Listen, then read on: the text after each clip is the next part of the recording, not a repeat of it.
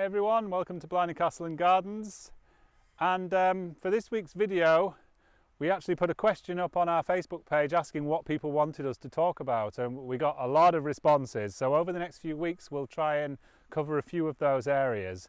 But for this week I've selected myths and legends.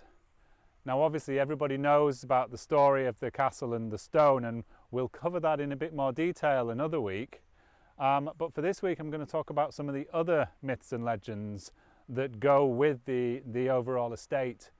And it is a historic estate, and obviously over the years these stories and myths and legends abound. And Blarney's quite a special place, and these things tend to kind of grow legs and become really interwoven with the fabric of the place. So the question was, could I tell the story of the Seven Sisters? So here we are. And the Garden of the Seven Sisters is really centred around our Neolithic stone circle. You can see the colour behind me. We have the beds and the borders, which are all very much soft grass borders with mixed perennial planting, which flowers from really spring, summer into late summer.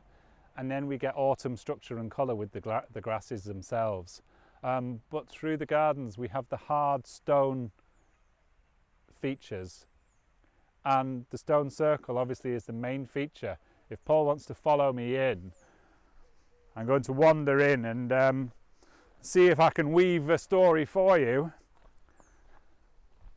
As you'll see as we come in, there's 9 stones within the circle, not counting the central one. 9 standing stones, but 2 of them are fallen or possibly pushed.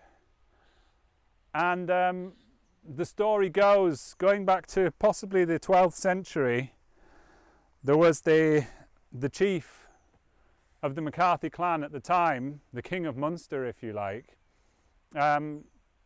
lived in the castle, which was another structure that predated the existing castle that's there today, and a hill fort type location in effect. And he was lord of all he surveyed, king of his domain, and he had 2 sons and 7 daughters. And with these clans came obviously rivalry, and he'd often have to go out, ride out to battle and defend his territories from other clans and other warlords. And the fateful day came where his 2 sons had come of age, and they joined him in battle for a particularly decisive battle with a rival clan leader. And although the day was won and the battle was, they were victorious, unfortunately both of the sons fell during the fighting. So the army marched back home to the castle carrying the bodies of the fallen sons, and en route to the castle the king had an idea, and he dispatched a group of his men to the old Neolithic stone circle, which stood very close to the site of the castle, and he had his men push over 2 of these ancient standing stones to forever commemorate the loss of his 2 sons. And if we move forward into the present day, you can see here's number 1, and over behind me in the distance is number 2 of the fallen sons, and the 7 sisters remain standing to this day. So there you go, there's one of many myths and legends. I'm going to pop up now and introduce you to another one in the witch's kitchen, and we're going to visit the wishing steps.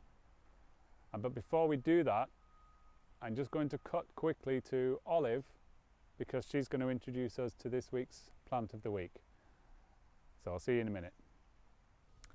Hi everyone, and welcome to this week's plant of the week, which is this lovely salvia in the Herbaceous Border. I pointed it out last week when we were on our walk through.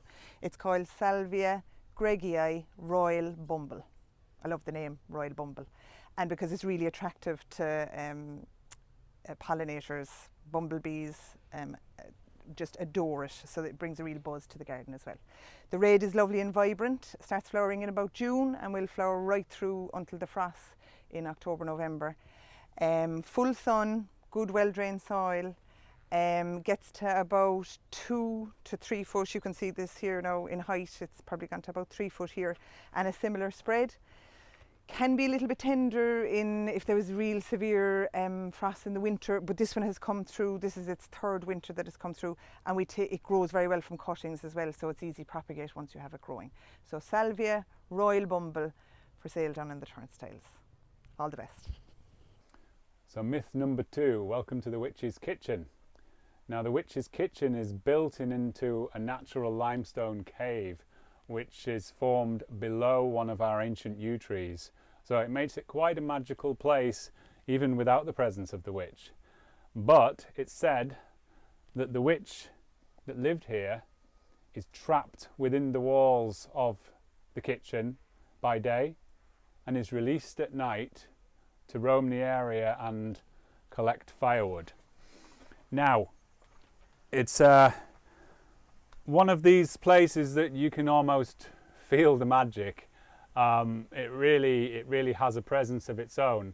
But the legend of the witch states that she is the person that told Cormac McCarthy of the location and the magical qualities of the Blarney Stone, in great gratitude for him saving her when she was drowning, which is famously cannot cross water, and she'd got herself into trouble and was actually drowning, and Cormac came across this drowning lady and valiantly rescued her, obviously not realising that she was a witch, and he brought her back here and lit the fire for her to warm up, and as thanks she rewarded him.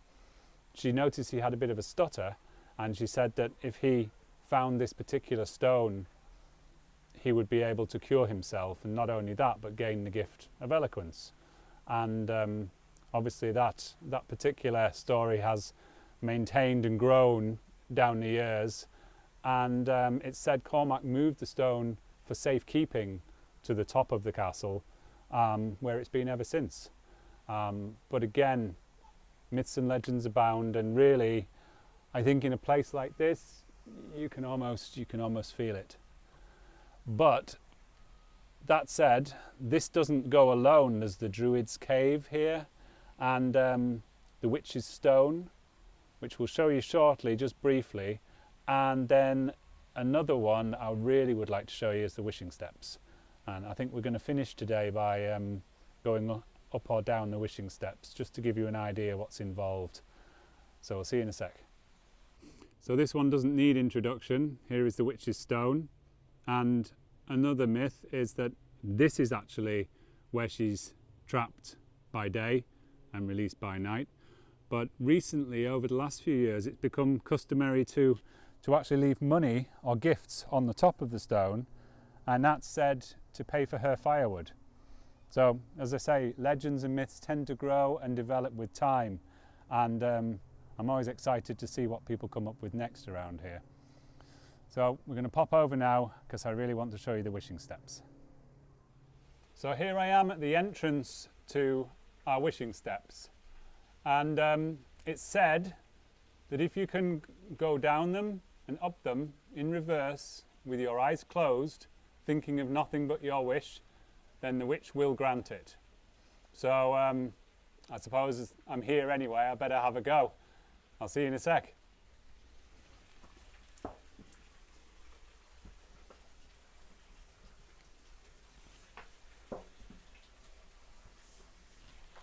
So that's it, I've done my wish, and hopefully a few of you will be out here to give it a go. Do be careful because the steps are worn and uneven. I suppose that adds to the fun.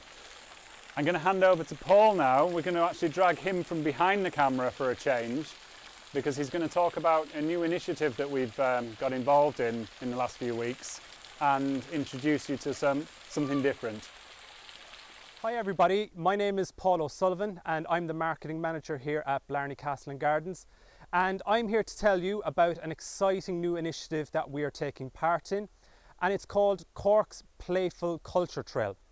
And this is involving over 30 different attractions, museums and galleries around Cork City. So a big part of this initiative is this beautiful bag. And in the bag, it will contain a map for all the different attractions around the city, a wonderful little booklet as an activity book, colouring pencils and a pencil. And we will be giving these out to families when they buy their tickets here at the castle. A big part of it though is we want to make kids feel like VIPs. So kids on arrival will get a VIP sticker, and one of the big parts of it is they have to try and find Blaheen the lizard. And as you can see just over my shoulder, she's located here down by the rock close in the lower bog garden. So make sure you find Blaheen, and make sure then you get your sticker when you're leaving to say that you've done so. Looking forward to seeing you all soon in the Castle and Gardens. We'll see